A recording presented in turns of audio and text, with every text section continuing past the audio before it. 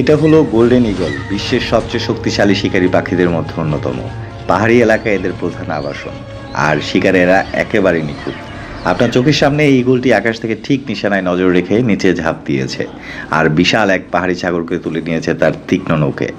এদের পাখার দৈর্ঘ্য 7 ফুট পর্যন্ত হতে পারে, আর ওজন 6 কেজির মতো।